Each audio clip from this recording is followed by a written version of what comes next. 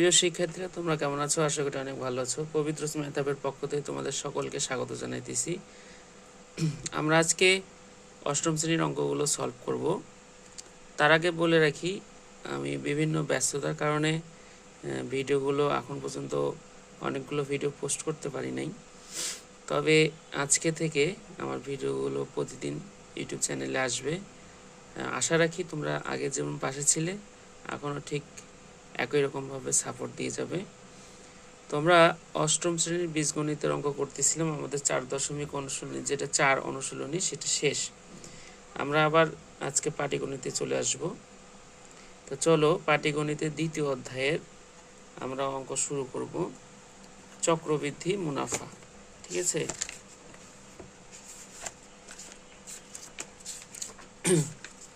আমরা যদি দেখি এই যে চক্রবৃদ্ধি মুনাফা। তো চক্রবৃদ্ধি মুনাফা দেখার আগে আমি কিছু জিনিস নোট করেছি, সেগুলো তোমাদের আসলে দেখা প্রয়োজন। আমরা যদি দেখি এটা যে পবিত্র ম্যাথ, এটা আমার চ্যানেলের নাম, দ্বিতীয় অধ্যায় অষ্টম শ্রেণী। চক্রবৃদ্ধি মুনাফাটা কি? প্রতি বছর বৃদ্ধিপ্রাপ্ত মূলধনের ওপর যে মুনাফা হিসাব করা হয় তাকে চক্রবৃদ্ধি মুনাফা বলে। অর্থাৎ মুনাফা হচ্ছে বার্ষিক হিসাব, হ্যাঁ, অথবা কয়েক বছরের হিসাব। ঠিক আছে, অর্থাৎ একটা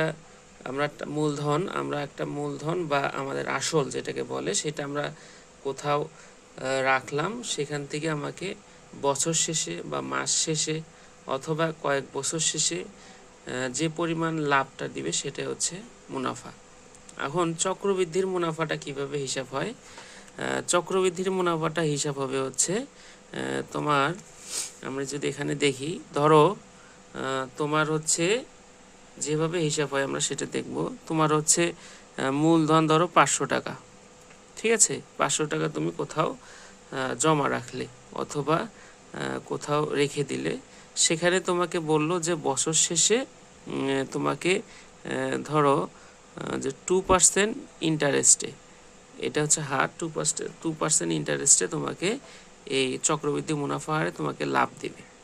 ঠিক আছে, অর্থাৎ এটা যদি তোমার কয়েক বছরের জন্য চলে, যদি ধরো 3 বছরের জন্য তোমাকে এই পরিমাণ লাভ চক্রবৃদ্ধি হারে দিবে, তাহলে দেখো প্রথমে তুমি এটা রাখলে, প্রথম বছরে তুমি কত পারছো? 2% হিসাবে। তাহলে 2% হিসাবে 2 গুণন হবে এর সাথে 2 বছর, আর না সরি 3 বছরের জন্য তুমি রেখেছো। হ্যাঁ, তাহলে তুমি যে হিসাবটা আমরা করি 3 বছর পর আমরা কত টাকা পাবো, তাই না? এখন 3 বছরে যদি আমরা সরল মুনাফাটা আগে দেখি, 3 বছরে আমরা কত টাকা পাবো? 2 ভাগ হচ্ছে 100, অর্থাৎ এটা যদি কাটা যায় 3 5 15, 15 দুগুণ 30 টাকা আমরা সরল মুনাফা হারে পাবো। যদি আমরা এটা হিসেবে ধরি সরল মুনাফা, তাহলে আমরা বছর শেষে 3 বছর পর পাবো 30% হারে 530 টাকা। এটা আমরা সরল মুনাফার। কিন্তু চক্রবৃদ্ধি মুনাফা যদি হয়, সেক্ষেত্রে দেখো তুমি 500 টাকা রেখে দিলে, তোমাকে প্রথম বছরে দিবে 2%, অর্থাৎ ধরো 2 ভাগ হচ্ছে 100, তাহলে এটা কাটলে তাহলে প্রথম বছরে তোমার হচ্ছে কত? 10 টাকা আসলো, অর্থাৎ তোমার প্রথম বছরে তোমার দাঁড়াচ্ছে লাভসহ 10 টাকা, 510 টাকা।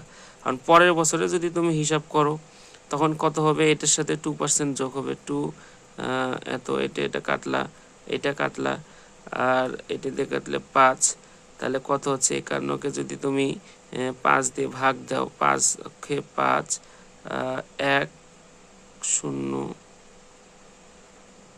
5 দুগুণ 10, অত 1.2, তাহলে এটার সাথে 1.2 যোগ হবে, তাহলে কত হবে? দেখো তোমার হচ্ছে 512.2।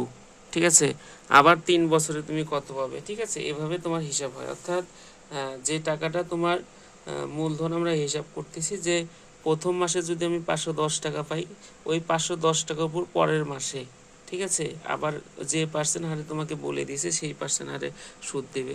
তারপরের মাসে ওই তুমি যে প্রথম বছরে সুদ পেয়েছো সেইটার সাথে আসল যোগ করে যা হবে, তারপরের মাসে যেটা পেয়েছো সেটা যোগ করতে হবে। করার পরে 3 মাস পরে তোমাকে কি করতে হবে?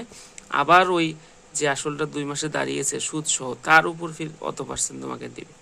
এটা হচ্ছে চক্রবৃদ্ধি মুনাফার ক্ষেত্রে আমাদের হিসাব নিকাশ। আচ্ছা, আমরা অঙ্কগুলো আরও ভালো বুঝবো। তবে এই মুনাফা নির্ণয় করা হয় 3 মাস, 6 মাস বা এর চেয়ে কম সময়ের জন্যও হতে পারে। হ্যাঁ, নির্ণয়ে তোমার শুধু যে 1 বছর, 2 বছর, 10 বছর বা 30 বছর এটা না, তোমার সেটা 1 বছরের নিচেও হিসাব হয়ে থাকে।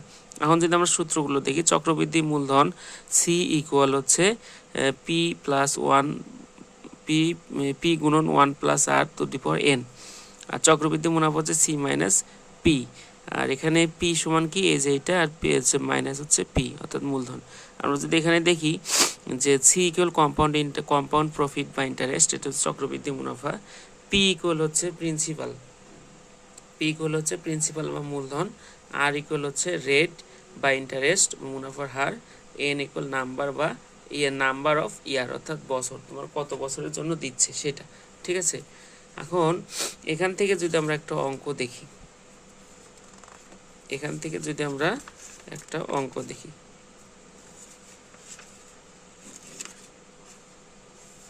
দেখো যে বার্ষিক শতকরা 8% মুনাফায় ৬২,৫০০ টাকা 3 বছর চক্রবৃদ্ধি মূলধন নির্ণয় করো। তাহলে আমরা সূত্র জানি কি, সূত্র হচ্ছে এটা। ঠিক আছে, আর প্রারম্ভিক মূলধন মানে প্রথমে তোমার মূলধন কত ছিল, এই যে এটা। আর মুনাফার হার বা রেট তোমার কত, 8%। ঠিক আছে, 8%। আর সময় বা নাম্বার অফ ইয়ার তোমার হচ্ছে 3 বছর। তো সূত্র অনুযায়ী বসাবা পি সমান কত, ৬২,৫০০ গুণন তোমার এখানে 1 যোগ হচ্ছে আর।